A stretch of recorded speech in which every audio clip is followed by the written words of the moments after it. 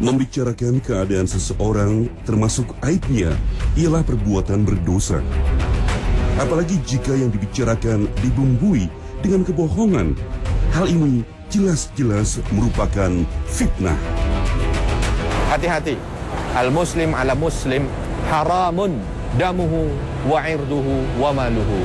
Seorang muslim wajib menjaga seorang muslim. Haram bagi dia untuk menodai apa? Hartanya, menodai darahnya, dan menodai kehormatannya. Dan ghibah ini termasuk perangkap dari setan supaya seorang muslim ini menodai kehormatan saudaranya.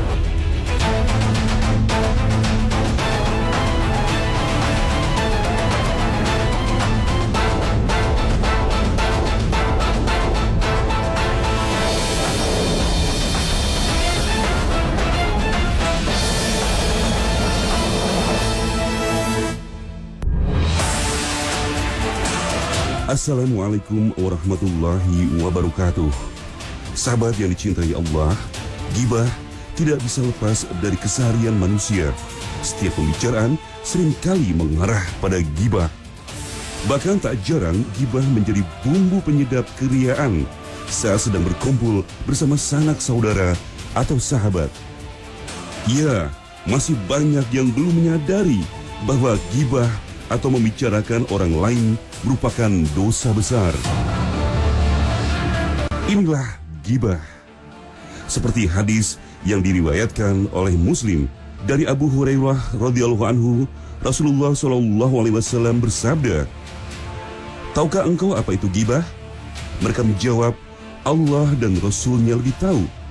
Ia berkata, "Engkau menyebutkan kejelekan saudaramu yang ia tidak suka dengan didengarkan orang lain." Beliau ditanya, "Bagaimana jika yang disebutkan sesuai kenyataan?" Jawab Nabi SAW, "Jika sesuai kenyataan, berarti engkau telah menggibahnya. Jika tidak sesuai, berarti engkau telah memfitnahnya."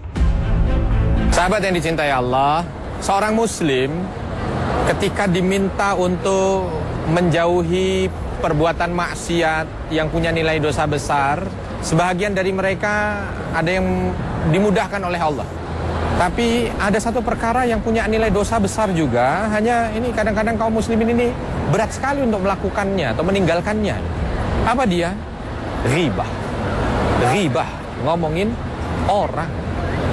Jadi terkadang yang miris dia sudah mampu meninggalkan perbuatan-perbuatan dosa yang notabene-nya punya kapasitas derajat yang besar, tapi ternyata yang ini dia tidak bisa meninggalkan. Padahal ini bukan dosa kecil, dosa besar. Yang lebih miris lagi, kadang-kadang ada orang yang dari segi ibadahnya sudah bagus. Dia sudah sholatnya Masya Allah, sedekahnya Masya Allah, dan melaksanakan aktivitas apapun, tapi masih saja lisannya ini kok nampaknya begitu mudah untuk menggibah saudara. Ini satu pelajaran yang harusnya sama-sama untuk kita tadaburi bersama. Ghibah bisa dilakukan di mana saja, di lingkungan rumah, kantor, di tempat perbelanjaan, bahkan di tempat majelis. Na'udzubillahi min dzalik. Apalagi di zaman serba canggih seperti sekarang ini, semakin mudah bagi kita untuk terjerumus ke dalam perbuatan ghibah. Begitu banyak media online membuat kita semakin leluasa untuk membicarakan orang lain. Tak pandang usia atau status, baik dari muda, tua, kaya, maupun miskin, pasti melakukan ghibah, perbuatan yang sangat dibenci oleh Allah Subhanahu wa Ta'ala. Sebagaimana diriwayatkan oleh Said bin Zaid, Rasulullah SAW bersabda, "Sesungguhnya riba yang paling berbahaya adalah berpanjang kalam atau ucapan dalam membicarakan keburukan seorang muslim dengan cara yang tidak benar." Hadis riwayat Abu Daud.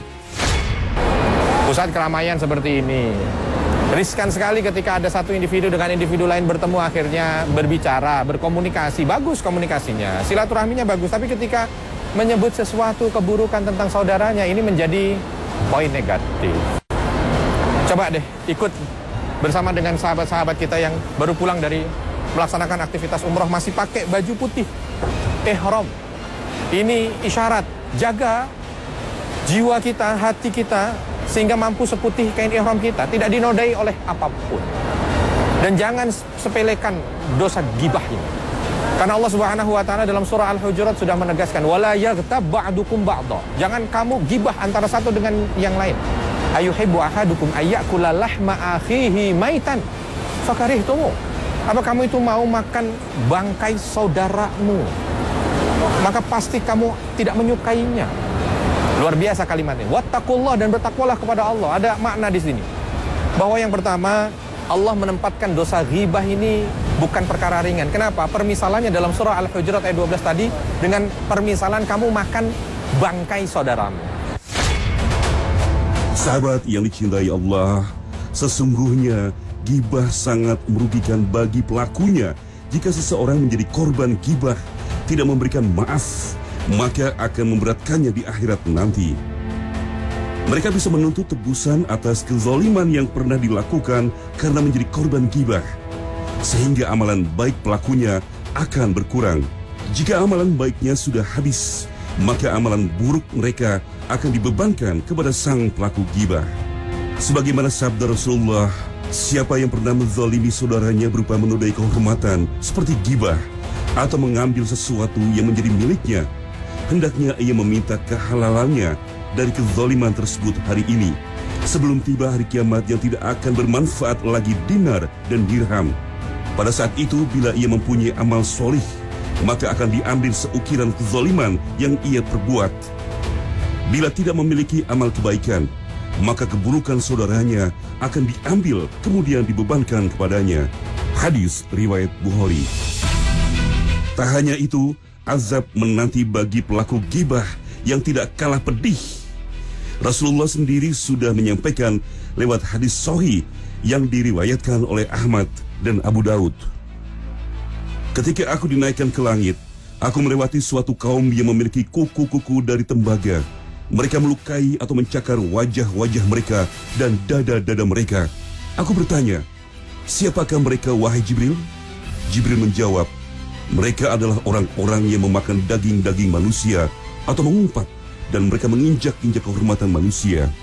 Hadis riwayat Ahmad dan Abu Daud. Jelas sudah bahwa hukum ghibah adalah haram menurut Al-Quran dan Sunnah. Barang siapa yang melakukannya, jelas akan mendapat murka Allah dan dikeraskan hatinya karena telah membiarkan iblis bersarang di dalamnya. Ghibah juga akan memicu terjadinya pertengkaran dan pertikaian. Maka dari itu, sebagai muslim yang taat, kita harus pandai menjaga lisan dan perbuatan agar tidak menyakiti perasaan orang lain dan mencoreng harga diri orang lain. Sahabat yang dicintai Allah, itulah dia ghibah. Saudara kita punya keburukan, kita sebut, dan kalau disebut dia tidak suka, maka itu ghibah. Apapun bentuknya lah.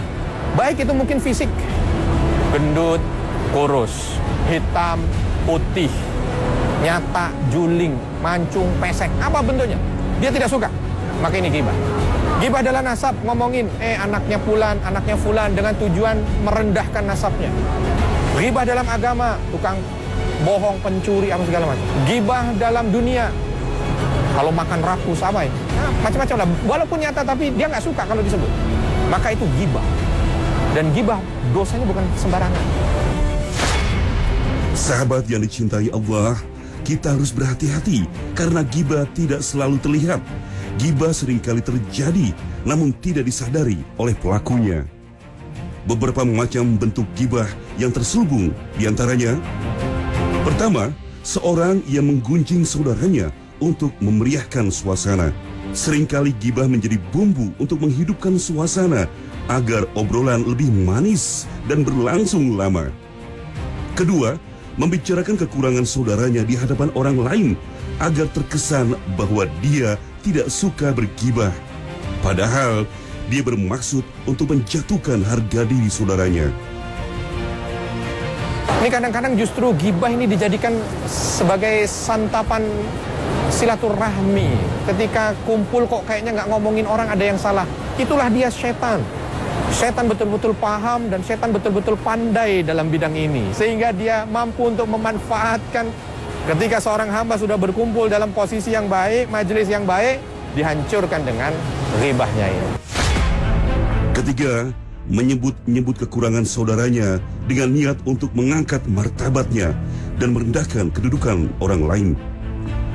Keempat, orang yang mengumpat saudaranya karena dorongan hasad. Setiap kali ada yang menyebutkan kebaikan saudaranya, dia akan selalu berusaha menjatuhkannya. Kelima, menjadikan kekurangan orang lain sebagai bahan candaan. Dengan kata lain, menyebutkan aib-aib saudaranya supaya orang tertawa. Meniru-niru kekurangan seseorang yang bertujuan untuk merendahkannya, seperti berpura-pura berjalan pincang atau berpura-pura bungkuk, juga termasuk dalam kategori ghibah. Sebagaimana dijelaskan dalam sabda Rasulullah, Aisyah berkata, "Aku meniru-niru kekurangan atau cacat seseorang pada Nabi SAW. Maka Nabi SAW pun berkata, saya tidak suka meniru-niru atau kekurangan atau cacat seseorang, walaupun saya mendapatkan sekian dan sekian." Hadis riwayat Abu Daud dan At-Tirmizi. Keenam, ghibah juga kerap muncul dalam bentuk ucapan keheranan yang terselubung dengan motif menjatuhkan kedudukan orang lain. Ketujuh, mengumpat dengan ungkapan yang seakan-akan mengesankan rasa kasihan, padahal sejatinya ia sedang menggunjingkan saudaranya. Sahabat yang dicintai Allah, seburuk-buruk ghibah adalah saat seseorang menggunjingkan para pemimpin, para ulama, orang-orang solih, dan orang-orang yang mengajak berbuat adil. Pelaku ghibah ini telah mencabik-cabik kehormatan orang-orang terpandang yang memiliki kedudukan, juga merendahkan kedudukan, menghilangkan kewibawaan, menghilangkan kepercayaan, dan meragukan kemampuan mereka. Bayangkan, tidak disebut seorang yang mulia di hadapannya, kecuali direndahkannya. Pelaku ghibah ini senang menuduh orang-orang terpercaya, juga menggunjingkan orang-orang soleh, dan ghibah seperti inilah yang memutuskan silaturahmi dan memecah persatuan. Oleh karena itu, sebagai seorang muslim, hendaknya saling menutupi aib sesama muslim yang lain. Rasulullah bersabda, "Janganlah membeberkan aib kaum muslimin dan janganlah mencari-cari kesalahan mereka. Barang siapa melakukannya, maka Allah akan mencari-cari aibnya dan Allah akan membeberkannya di hadapan manusia." Hadis riwayat At-Tirmizi. Hati-hati, al-muslim ala muslim haramun damuhu wa irduhu wa maluhu. Seorang muslim wajib menjaga seorang muslim. Haram bagi dia untuk menodai apa? Hartanya, menodai darahnya, dan menodai kehormatannya. Dan ghibah ini termasuk perangkap dari setan supaya seorang muslim ini menodai kehormatan saudaranya. Hati-hati, jagalah kehormatan saudara kita, maka Allah akan menjaga kehormatan kita. Sekali kita hinakan kehormatan saudara kita, maka nanti satu saat Allah akan hinakan kehormatan kita. Nauzubillahi min dzalik. Lalu, bagaimanakah hukum bagi orang-orang yang mendengarkan ghibah? Apakah mereka turut berdosa? Jawabannya, iya. Allah Subhanahu wa Ta'ala berfirman dalam surah Al-An'am ayat 68. "Dan apabila kalian dilupakan oleh syaitan, maka janganlah kalian duduk bersama kaum yang zalim setelah kalian ingat." Al-Quran, surah Al-An'am ayat 68. Allah sangat menganjurkan bagi mereka yang mendengar saudaranya digunjingkan untuk tetap mempertahankan kehormatan saudaranya. Begitu pula nasihat Rasulullah seperti yang diriwayatkan oleh At-Tirmizi dan Ahmad. Siapa yang mempertahankan kehormatan saudaranya yang akan dicemarkan orang, maka Allah akan menolak api neraka dari mukanya pada hari kiamat. Sahabat yang dicintai Allah, Islam mengatur mengenai bentuk ghibah yang diperbolehkan. Tujuannya tentu harus benar dan syar'i, dan tidak mungkin tercapai terkecuali dengan ghibah tersebut. Sebagaimana dijabarkan oleh Imam Nawawi, beberapa ghibah yang diperbolehkan diantaranya: pertama, ghibah para pengadu yang mengadukan kezaliman orang kepada hakim, raja, ataupun siapa saja yang memiliki wewenang dan kemampuan untuk menolongnya. Kedua, meminta bantuan orang demi mengubah kemungkaran dan mengembalikan pelaku maksiat agar kembali kepada kebenaran. Ketiga, ghibah untuk meminta fatwa, sebagaimana yang tergambar dalam kisah Hindun, istri Abu Sufyan, yang mengadu kepada Nabi Muhammad SAW. Ghibah seperti ini mungkin lebih dikenal dengan istilah curhat pada zaman sekarang. Tentunya hal ini diperbolehkan asal memenuhi dua syarat, yaitu bertujuan untuk mencari solusi dan diceritakan kepada orang yang tepat. Keempat, ghibah untuk memperingatkan kaum muslimin dari bahaya kesesatan. Kelima, menyebutkan aib orang yang menampakkan kefasikan dan bid'ahnya agar orang lain berhati-hati darinya. Keenam, mengenalkan orang lain dengan menyebut julukan yang sudah terkenal tanpa ada niat untuk mencelanya. Sahabat yang dicintai Allah, ada ternyata bahagian yang bisa merusak kebahagiaan ini. Apa dia? Fitnah yang dilancarkan oleh seseorang. Fitnah dan ghibah mirip, hanya bedanya kalau fitnah itu bahagian daripada kebohongan. Kalau ghibah nyata ada pada orang itu. Dan kalau disebut memang benar adanya tapi dia tidak suka, itu ghibah. Ketika kebohongan yang disampaikan, maka ini masuk bahagian daripada fitnah. Faqad bahattahu. Nabi mengatakan begitu. Kamu sudah memberikan kebohongan yang nyata pada dirinya. Inilah bahagian daripada fitnah.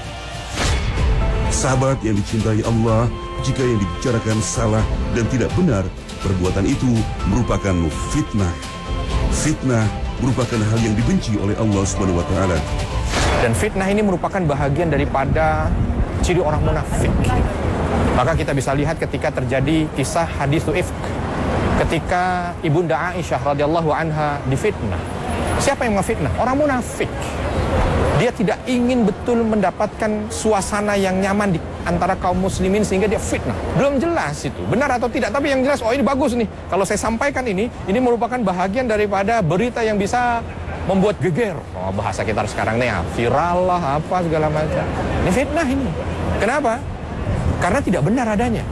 Ketika ini terjadi, maka besar kehancuran yang akan ditimbulkan. Hancurnya masyarakat, hancurnya kekuatan. Sahabat yang dicintai Allah, sebagai bahagian daripada tanda baiknya muslim seseorang itu adalah min husni islamil mar'i tarkuhu ma la ya'nih, meninggalkan sesuatu yang tidak manfaat untuk akhiratnya. Itu tanda baiknya keislaman seseorang. Allah Ta'ala telah menceritakan dalam Al-Quran bagaimana bahaya fitnah yang dibawa oleh orang-orang munafik pada saat perang Uhud. Iya, orang-orang munafikin pernah menebar benih fitnah saat perang Uhud. 300 pasukan yang diketuai oleh pemimpin kaum munafikin, Ubay bin Salul, yang bergabung bersama Rasulullah. Lalu tiba-tiba mereka berpaling saat hendak memasuki medan peperangan. Tujuannya adalah melemahkan pasukan Rasulullah Sallallahu Alaihi Wasallam. Iya, setiap masa selalu ada orang-orang yang menabur fitnah. Bahkan ada yang hobi mendengarkan. Apalagi di zaman sekarang ini, saat informasi dengan begitu mudah kita terima dan sebarkan, fitnah semakin merajalela dan semakin mudah untuk menyulut pertikaian. Oleh sebab itu, hendaknya kita mengendalikan hati untuk menentukan apakah semua kabar itu adalah benar atau salah. Sebagaimana firman Allah Subhanahu wa taala dalam surah Al-Hujurat ayat 6, "Hai orang-orang yang beriman, jika datang kepadamu orang fasik membawa suatu berita, maka periksalah dengan teliti, agar kamu tidak menimpakan suatu musibah kepada suatu kaum tanpa mengetahui keadaannya, yang menyebabkan kamu menyesal atas perbuatan itu." Sekedar berbagi tips bagaimana menghindari fitnah dan ghibah. 1, kalau ada berita, tabayunlah, benar atau tidak berita itu. Dan kalau ternyata benar, fikir kembali, ini hanya khusus untuk saya pribadi saja, atau kalau saya sebar akan ada manfaat. Kalau nggak ada manfaat, udah stop saja. Jangan disebar-sebar yang lain. Setelah itu, pilah-pilahlah majelis-majelis yang baik. Kalau kita datang ke sana, ternyata datang kita hanya sekedar menambah dosa, ya, membolongi pahala yang sudah begitu banyak ada pada kita. Itu justru nanti akan menjadi masalah untuk kita. Sebagai bahagian daripada tanda baiknya muslim seseorang itu adalah min husni islamil mar'i tarkuhu ma la ya'nih, meninggalkan sesuatu yang tidak manfaat untuk akhiratnya. Itu tanda baiknya keislaman seseorang. Mudah-mudahan kewaspadaan kita terhadap ghibah dan fitnah ini mampu membuat kita menjadi manusia yang diridhoi oleh Allah Subhanahu wa taala. Sahabat yang dicintai Allah, bagi yang telah terlanjur terpuruk pada perbuatan ghibah, salah satu cara bertaubatnya adalah dengan meminta maaf kepada korban ghibahnya. Namun jika korban gibahnya belum mengetahui perbuatan itu, mohon ampunlah untuknya dan bicarakan kebaikan di tempat-tempat yang menjadi lokasi gibah sebelumnya. Karena sesungguhnya kebaikan-kebaikan bisa menghilangkan kejelekan-kejelekan. Ketika kita menjadi korban gibah dan fitnah, maka hendaklah kita bersabar dan memohon perlindungan kepada Allah SWT.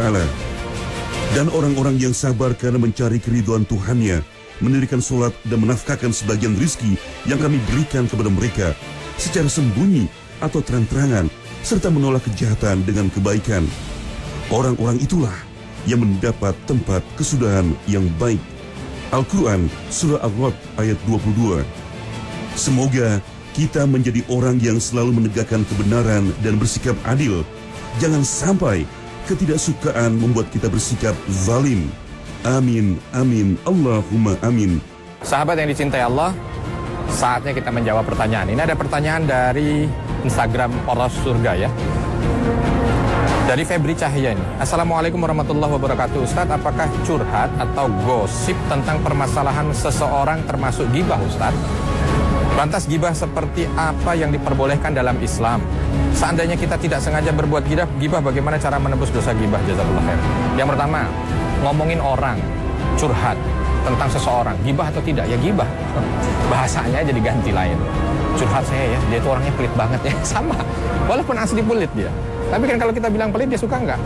Suka, Ustadz. Nah, itu bukan gibah kalau namanya suka. Tapi kalau dia nggak suka, ya berarti itu dia yang disebut dengan gibah ya. Apapun bentuknya, hati-hatilah ngomongin orang yang tidak perlu, sebaiknya tinggalkan saja. Kecuali batasannya nih, kalau kita ngomongin seseorang supaya orang tidak jatuh pada keburukan yang sama dengan kita, silakan, boleh.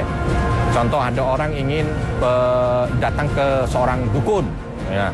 Kita udah pernah jadi korbannya, dia ngomong sama kita mau bilang, aduh saya gibah nggak ya kalau saya ngomongin dia dukunnya? Kalau itu memang ada kebaikan ya ngomong aja. Hati-hati, itu bukan perbuatan baik, syirik, dukun, sampaikan. Tapi udah sampai di situ saja, jangan ke yang lain. Ngomongin fisiknya, ngomongin keluarganya yang nggak jelas ada urusannya dengan ini, masuk pada gibah. Makanya kita harus hati-hati dengan seksama, waspada betul, jangan sampai masuk area gibahnya.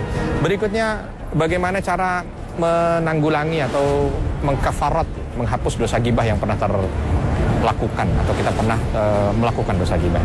Yang pertama tentu taubat kepada Allah, mohon ampun, jangan ulangi lagi. Yang kedua istighfar. Yang ketiga ya minta ampun sama orang yang digibahi. Oh nggak enak Ustadz, bagaimana saya kalau minta ampun, mohon maaf ya kemarin saya ngomongin Anda, kalau Anda pelit kan jadi permusuhan Ustadz. Oke, kalau begitu ganti dengan apa? Dengan bicarakan kebaikan. Tahu nggak, dia itu orangnya Masya Allah, semoga Allah jaga dia orangnya baik, dia orangnya ini. Itu sahabat. Jadi sekali lagi, hati-hati dengan gibah dan fitnah. Karena hancurnya diri kita di mata Allah mungkin bisa jadi karena gibah dan fitnah yang kita lakukan. Dan hancurnya umat ini juga mungkin karena gibah dan fitnah yang kita lakukan. Alangkah mengerikannya hidup kita kalau kita ternyata menjadi penyebab hancurnya agama ini, hancurnya umat ini. Karena itu akan menjadi sebuah presiden buruk untuk kita di hadapan Allah Subhanahu wa Ta'ala. Dan mudah-mudahan sekali lagi kita dilindungi dari dosa ini. Dan inilah Poros Surga. Wabillahi taufiq wal hidayah. Wassalamualaikum warahmatullahi wabarakatuh.